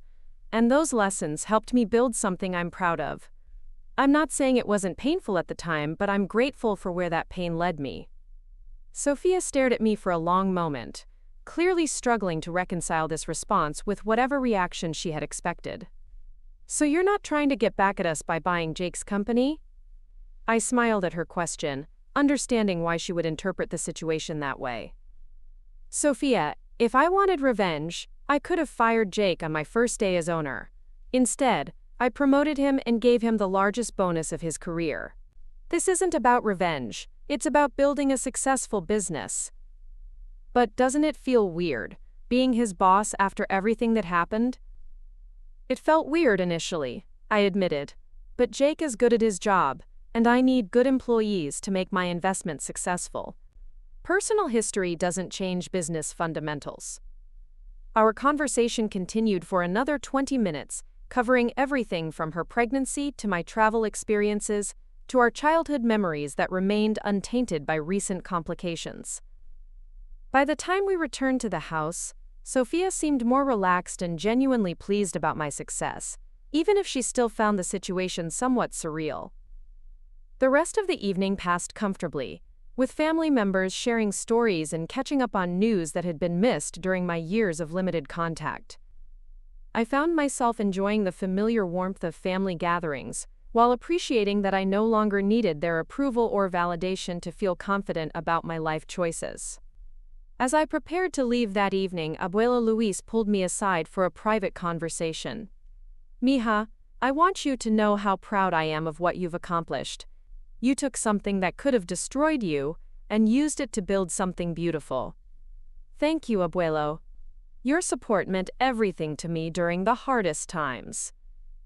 He smiled and patted my hand gently. "You know, the strongest steel is forged in the hottest fire. You've proven that adversity can create strength if you're brave enough to use it properly."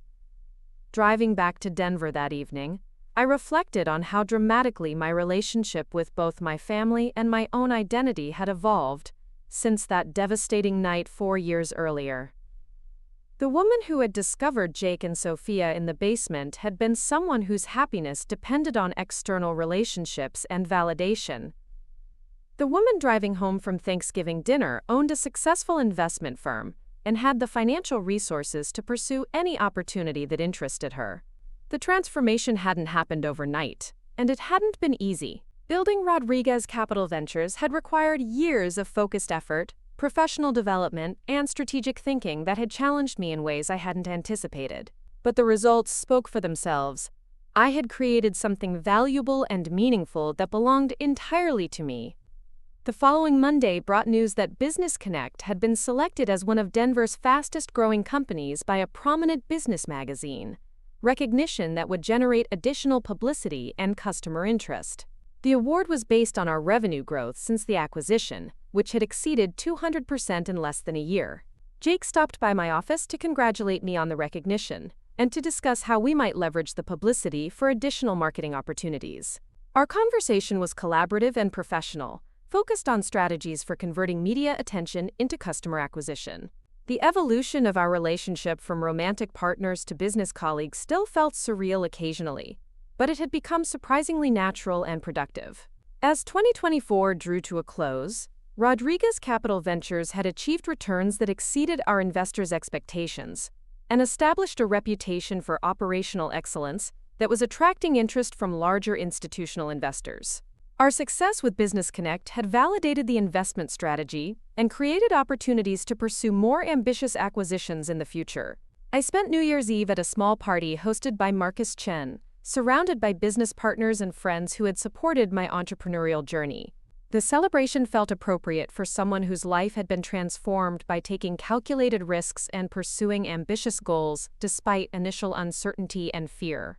At midnight, as fireworks lit up the Denver skyline, I thought about the journey that had brought me to this moment of success and contentment. The betrayal that had once felt like the end of my world had actually been the beginning of a chapter defined by independence, achievement, and the deep satisfaction that comes from building something meaningful through your own efforts. Sofia and Jake's betrayal had been real and painful, but it had also cleared space in my life for growth and discovery that might never have occurred if I had remained in my comfort zone. The woman who had been devastated by their choice to be together had evolved into someone who was genuinely grateful for the lessons that devastation had taught her. As the new year began, I was already planning Rodriguez Capital Ventures' next acquisition and considering opportunities to expand our investment strategy into new markets and industries. The future held unlimited possibilities, and I had the resources, experience, and confidence to pursue whatever opportunities aligned with my vision for continued growth and success. The months following that Thanksgiving dinner brought a series of developments that would reshape not only my business empire, but also the delicate relationships I had rebuilt with my family. Rodriguez Capital Ventures had attracted the attention of several major pension funds and institutional investors who were eager to participate in our next funding round, which we were planning to close at $75 million by the end of March. Business Connect's remarkable performance had become a case study that Marcus Chen presented at private equity conferences across the country, demonstrating how targeted operational improvements could generate extraordinary returns in the technology sector. Our customer relationship management software was now being used by over 3,000 businesses nationwide, with client retention rates that exceeded 95% and revenue growth that showed no signs of slowing. Jake Thompson had proven himself to be an exceptional vice president of sales, consistently exceeding targets while building a team culture that attracted top talent from competitors throughout the region. His quarterly performance reviews reflected not only strong financial results, but also leadership qualities that I hadn't observed during our personal relationship years earlier. The professional environment seemed to bring out capabilities in him that had remained dormant during his previous roles. In February, Jake requested a meeting to discuss an opportunity that his team had identified for expanding Business Connect services into the healthcare sector. The healthcare market represented a significant growth opportunity, but it would require developing specialized features and compliance protocols that would demand substantial investment and strategic focus. We met in my corner office at Rodriguez Capital Ventures, which overlooked downtown Denver and the mountains beyond. The space reflected the success I had built over the previous 4 years, with original artwork from local artists, bookshelves lined with business strategy texts, and a conference table where I had negotiated deals worth tens of millions of dollars.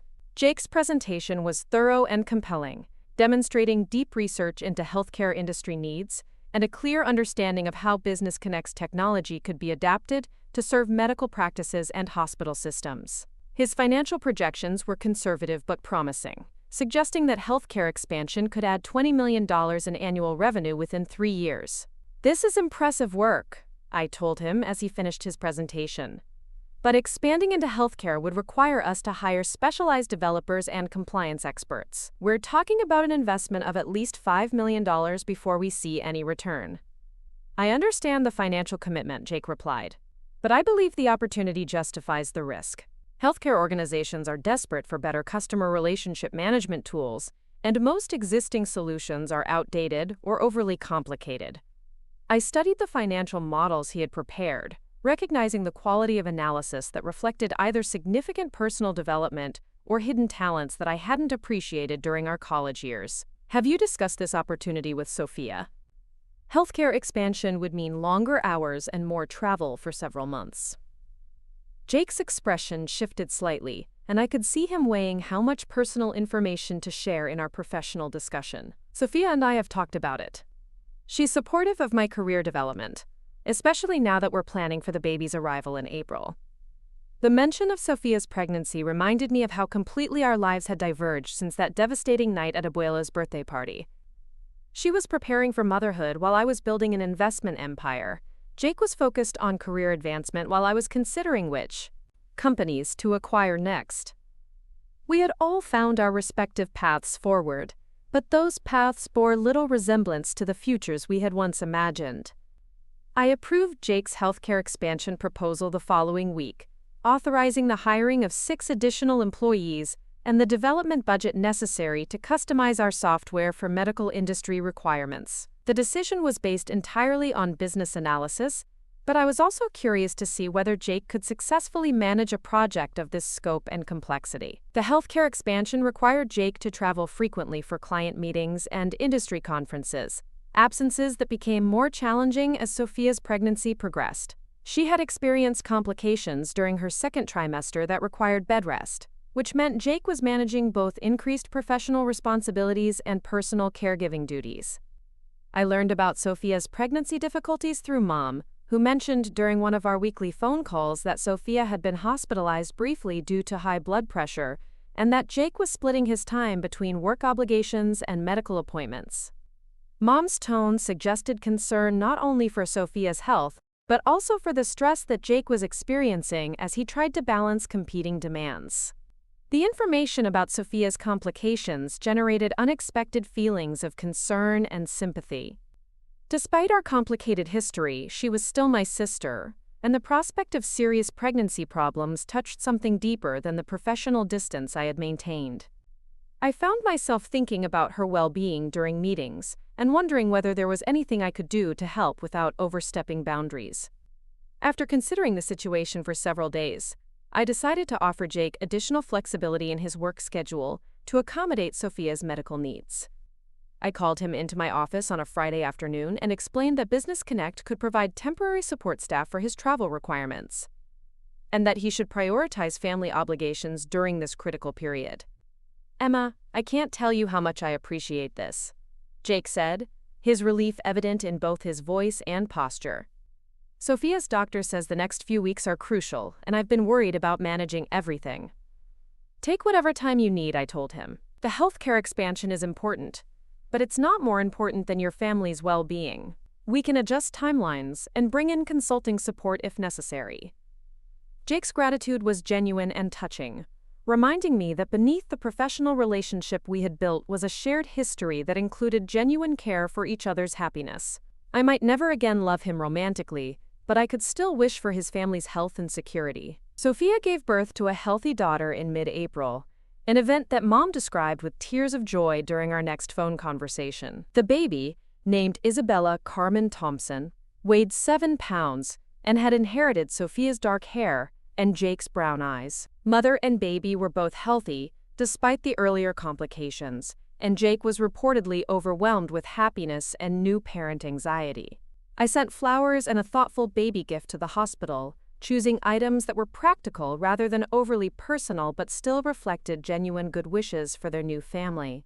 The gesture felt appropriate given our current relationship dynamics, acknowledging the significant life event without suggesting intimacy that no longer existed. The birth of Isabella seemed to catalyze changes in both Jake's professional focus and Sofia's perspective on family relationships. Jake became more efficient and strategic in his work approach, apparently motivated by the desire to provide security for his daughter while still being present for important family moments. Sofia, according to Mom, had expressed interest in healing her relationship with me, particularly now that she was a mother herself. Business Connect's healthcare expansion launched successfully in May, generating immediate interest from medical practices that had been struggling with outdated patient management systems. Jake's team closed several significant contracts within the first month, validating both his market analysis and his ability to execute complex sales strategies in unfamiliar industries. The success of the healthcare expansion attracted attention from larger technology companies that were interested in acquiring Business Connect or partnering with us for broader market penetration. I received several unsolicited offers to purchase the company, including one proposal that would have generated returns exceeding 400% for Rodriguez Capital Ventures investors. However, I wasn't ready to sell Business Connect, partly because the company was performing so well under my ownership, and partly because I enjoyed the operational challenges of growing a technology business. The company had become more than just an investment. It was a demonstration of my ability to create value through strategic thinking and effective leadership. In June, I decided to host Rodriguez Capital Ventures' first annual investor meeting, bringing together our limited partners to celebrate our successful year and discuss opportunities for future growth. The event would be held at a luxury resort in Vail, combining business presentations with recreational activities that would strengthen relationships with our most important stakeholders. The investor meeting required extensive planning and coordination, from selecting speakers and developing presentation materials to arranging accommodations and activities for participants and their spouses. I viewed the event as an opportunity to demonstrate the professionalism and attention to detail that characterized Rodriguez Capital Ventures' approach to business development. Marcus Chen helped me plan the agenda and identify keynote speakers who could provide valuable insights into industry trends and investment opportunities. We arranged for panels on emerging technologies, regulatory changes affecting private equity, and case studies from successful portfolio companies. Business Connect's transformation would be featured prominently as an example of our operational improvement capabilities. Jake would be presenting Business Connect's results to our investors, an opportunity that represented significant professional recognition and potential career advancement. His presentation would need to demonstrate not only the company's financial performance, but also the strategic thinking that had driven our success in the healthcare market. I worked with Jake to prepare his presentation, helping him develop talking points that would resonate with institutional investors while highlighting the operational improvements that had generated our impressive returns. The collaboration felt natural and productive, reflecting how completely our professional relationship had evolved beyond any personal complications. "Are you nervous about presenting to such a sophisticated audience?" I asked during one of our preparation sessions. "Definitely," Jake admitted, "but I'm also excited. This is the kind of opportunity I never imagined having when I was just another sales manager at someone else's company." His comment reminded me of how much both of our lives had changed since that devastating discovery in my parents' basement. Jake had evolved from a comfortable but unremarkable sales manager into a strategic leader who was building valuable capabilities in emerging markets. I had transformed from a heartbroken marketing director into a successful entrepreneur who was creating opportunities for dozens of employees while generating substantial returns for institutional investors. The investor meeting in Vail exceeded my expectations in every measurable way. Our limited partners were impressed with Business Connect's performance and enthusiastic about Rodriguez Capital Ventures' strategy for future acquisitions. Jake's presentation was particularly well received, with several investors commenting on his strategic insights and leadership capabilities. During the informal networking sessions, I had conversations with pension fund managers and family office principals who were interested in increasing their allocations to our future funds. The positive feedback confirmed that Rodriguez Capital Ventures had established credibility within the institutional investment community and created opportunities for significant growth. One particularly meaningful moment came during the final dinner, when Marcus Chen delivered remarks about our partnership and the vision we shared for creating value through operational excellence. His comments acknowledged not only our professional success but also the personal journey that had led me to entrepreneurship, and the resilience that had enabled me to build something meaningful from devastating loss. Following the investor meeting, Business Connect received a strategic partnership offer from a major healthcare technology company that wanted to integrate our customer relationship management tools with their electronic medical record systems. The partnership would provide access to thousands of potential customers while generating licensing revenue that could exceed $10 million annually. Jake led the negotiations for the partnership agreement, working with our legal team to structure terms that would benefit Business Connect while protecting our intellectual property and maintaining operational independence. His performance during these complex discussions demonstrated negotiation skills and strategic thinking that impressed both our partners and our internal team. The partnership agreement was finalized in August, generating immediate revenue growth and establishing Business Connect as a recognized leader in healthcare customer relationship management. The success validated our expansion strategy while creating opportunities for additional partnerships and potential acquisition offers from larger competitors. As Business Connect's profile within the healthcare industry grew, Jake was invited to speak at conferences and industry events, sharing insights about customer relationship management, best practices, and technology adoption strategies.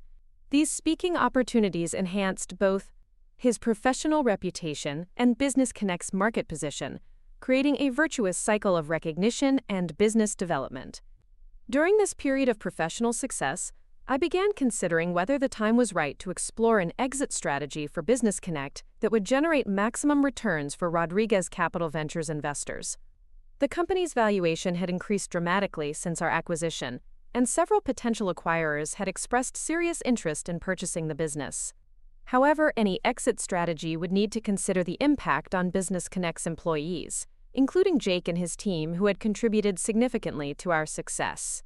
I was committed to ensuring that any transaction would provide appropriate recognition and financial rewards for the people who had made our growth possible.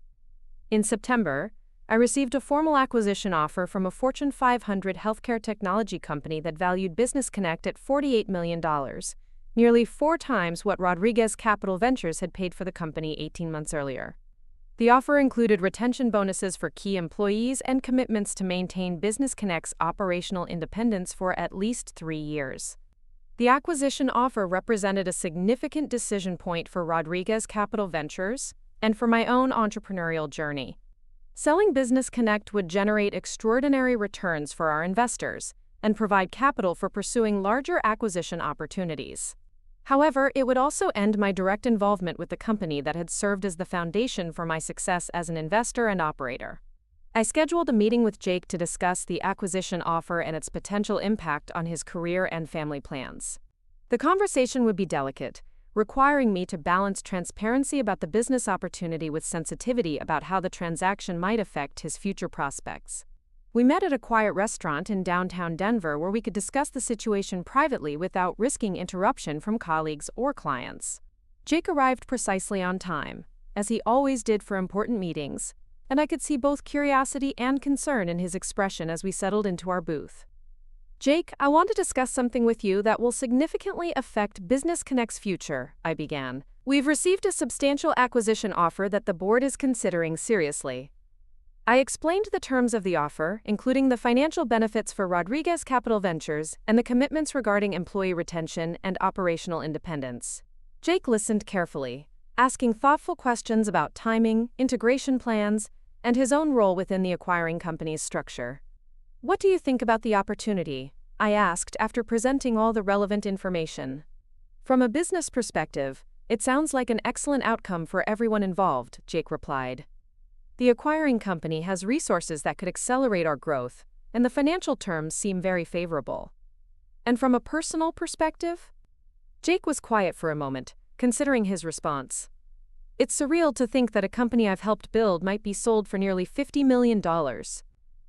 When I started working there, Business Connect was struggling to reach $8 million in annual revenue. You've played a crucial role in that transformation," I acknowledged. "Your leadership in the healthcare expansion was essential to our success, and any acquirer would be lucky to retain your services." "Emma, can I ask you something?" Jake said, his tone becoming more personal. "Do you ever think about how different things might have been if we had handled our relationship differently 4 years ago?" The question surprised me with its directness and its timing. "Sometimes," I admitted, "but I've learned that wondering about alternative histories isn't particularly productive. We both made choices that led us to where we are now, and I'm grateful for the journey even though it was painful at times." "I'm grateful too, in a way," Jake said. "What happened forced me to think more seriously about what I wanted from life and career. Working for you has challenged me to develop capabilities I didn't know I had." Our conversation continued for another hour, covering topics from our college memories to our current family situations to our respective hopes for the future. The discussion felt honest and reflective, acknowledging both the pain of our shared history and the growth that had emerged from navigating that difficult period. When we prepared to leave, Jake thanked me for handling the acquisition process with transparency and consideration for employee impacts. "You could have made this decision without consulting anyone, but you chose to include the people who would be affected. That says something important about the kind of leader you've become." I accepted the acquisition offer the following week, after confirming that all key employees would receive retention bonuses and equity participation in the transaction. The sale of Business Connect would generate returns exceeding 350% for Rodriguez Capital Ventures investors, establishing our reputation as one of the most successful emerging private equity firms in the region. The acquisition closing was scheduled for early November, which would provide time for due diligence and regulatory approvals, while allowing Business Connect's team to prepare for integration with their new parent company. Jake would be promoted to Senior Vice President of Healthcare Solutions, with responsibility for expanding the partnership strategy we had developed. As the closing date approached, I reflected on the remarkable journey that had brought me from devastating betrayal to business success worth tens of millions of dollars. The woman who had discovered Jake and Sofia in my parents' basement could never have imagined that she would eventually own the company where Jake worked. much less sell it for a price that would establish her financial independence for life. The transformation hadn't happened overnight, and it hadn't been easy. Building Rodriguez Capital Ventures had required years of focused effort, strategic thinking, and professional development that had challenged me in ways I couldn't have anticipated. But the results spoke for themselves. I had created something valuable and meaningful that belonged entirely to me. The Business Connect acquisition closed on a crisp Friday morning in November, exactly 4 years and 7 months after I had walked away from Abuelo's birthday party, with my heart broken and my future uncertain. The transaction was completed in Rodriguez Capital Ventures conference room, surrounded by lawyers and investment bankers who had worked for months to structure the deal. After signing the final documents, I walked to my office window and looked out at the Denver skyline, thinking about the journey that had brought me to this moment of triumph. The city looked different than it had when I first moved to the Highlands neighborhood. Or perhaps I was seeing it through different eyes. The woman standing at that window was someone who had built substantial wealth through her own efforts, someone who had transformed devastating loss into extraordinary opportunity.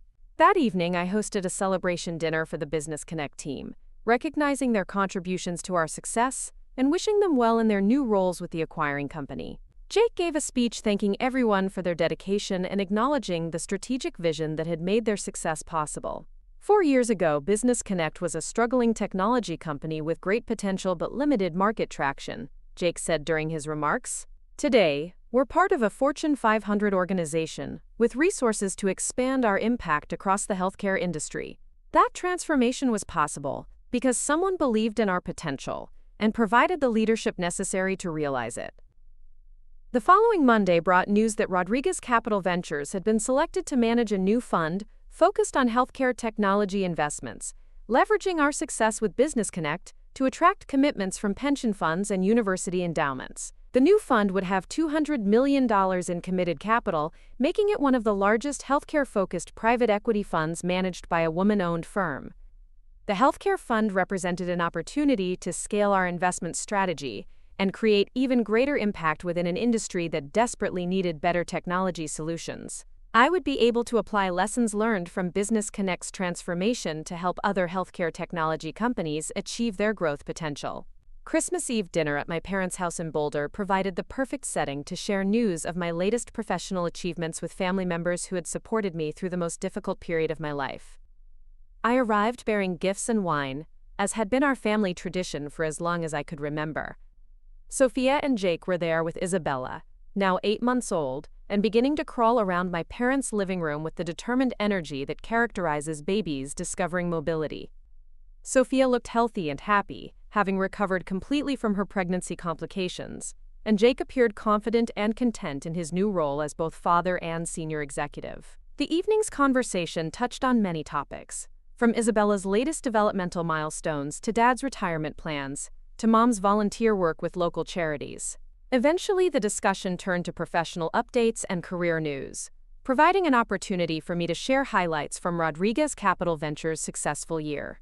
So let me understand this correctly, Sofia said as I explained the Business Connect acquisition. You bought Jake's company for $12 million and sold it for $48 million in less than 2 years?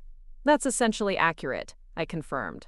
Though the success was really the result of operational improvements and strategic expansion that the entire team implemented together. And now, you're starting a $200 million fund focused on healthcare investments? We're launching the fund in January, with commitments from institutional investors who were impressed by our returns and operational capabilities. Sofia shook her head in amazement. Emma, I knew you were successful, but I didn't realize you were building something this substantial. You're basically a finance mogul now. Her comment made everyone laugh, including me, though there was truth in her observation. Rodriguez Capital Ventures had grown from an ambitious idea into a significant business enterprise that was creating opportunities for dozens of employees while generating substantial returns for pension funds and university endowments. Later that evening, as family members were exchanging gifts and enjoying dessert, Sofia approached me privately near the kitchen, where we could speak without others overhearing our conversation. Emma, I want to thank you for everything you've done for Jake and our family, she said, her voice sincere and emotional. I know the situation between us has been complicated, but but you've been incredibly generous and professional despite everything that happened. Sofia, Jake earned his success through his own efforts and capabilities, I replied. My role was simply providing opportunities for him to demonstrate what he could accomplish, but you could have made things difficult for him, and instead you helped him advance his career. That means everything to me, especially now that we have Isabella to think about. Her gratitude was genuine and touching, representing a level of emotional maturity that I hadn't observed during our younger years. Motherhood seemed to have given Sofia new perspective on relationships and responsibilities, helping her understand the complexity of forgiveness and professional obligation. I'm glad things worked out well for all of us, I told her. We've all found our paths forward, and that's what matters most. Our conversation continued for several more minutes, covering topics from Isabella's personality to Sofia's thoughts about returning to work, to her hopes for rebuilding our sisterly relationship. The discussion felt natural and healing, suggesting that time and mutual success had created space for forgiveness and renewed connection. As I prepared to leave my parents' house that evening, Abuelo Luis pulled me aside for one of our private conversations that had become meaningful touchstones throughout my journey toward independence and success. Mija, watching you build your business has been one of the greatest joys of my old age, he said, his voice warm with pride and affection. You took something that could have destroyed you and used it to build something beautiful and meaningful. Thank you, Abuelo. Your wisdom and support meant everything during the hardest times. You know, the strongest people are not those who never face adversity, but those who transform adversity into opportunity, he continued. You've shown that betrayal and loss can become the foundation for building something extraordinary. Driving back to Denver that evening, I reflected on the remarkable changes that had occurred in all our lives since that devastating night at Abuelo's 75th birthday party. Sofia and Jake had built a loving family and were raising a beautiful daughter together. Jake had advanced from struggling sales manager to senior executive at a Fortune 500 company. I had transformed from heartbroken marketing director to successful entrepreneur managing hundreds of millions in investment capital. Most importantly, we had all learned to coexist peacefully and even supportively, despite the painful history that connected us. The betrayal that had once seemed insurmountable had become simply one chapter in longer stories of growth, achievement, and personal development. The new year brought fresh opportunities and challenges as Rodriguez Capital Ventures launched our healthcare-focused fund and began evaluating potential acquisitions across the medical technology sector. The fund's success would depend on our ability to identify companies with strong fundamentals but operational challenges that our expertise could address. I was no longer the devastated woman who had fled from Abuelo's birthday party 4 years earlier, uncertain about her future and crushed by unexpected betrayal. I had become someone who created opportunities rather than waiting for them, someone who built value through strategic thinking and operational excellence, someone who had learned that the most devastating setbacks can become the foundation for extraordinary achievements. The journey from betrayal to triumph had taught me that resilience is not about avoiding pain, but about transforming pain into purpose. Sofia and Jake's choice to be together had initially felt like the end of my world, but it had actually been the beginning of a chapter defined by independence, achievement, and the deep satisfaction that comes from building something meaningful through your own vision and effort. As I looked toward the future, I saw unlimited possibilities for growth and impact. Rodriguez Capital Ventures was positioned to become a major force in healthcare technology investing, creating value for investors while helping innovative companies scale their operations and serve more customers. The betrayal that had once defined my lowest moment had become the catalyst for achievements that exceeded anything I had previously imagined possible. Up next, you've got 2 more standout stories right on your screen. If this one hit the mark, you won't want to pass these up. Just click and check them out.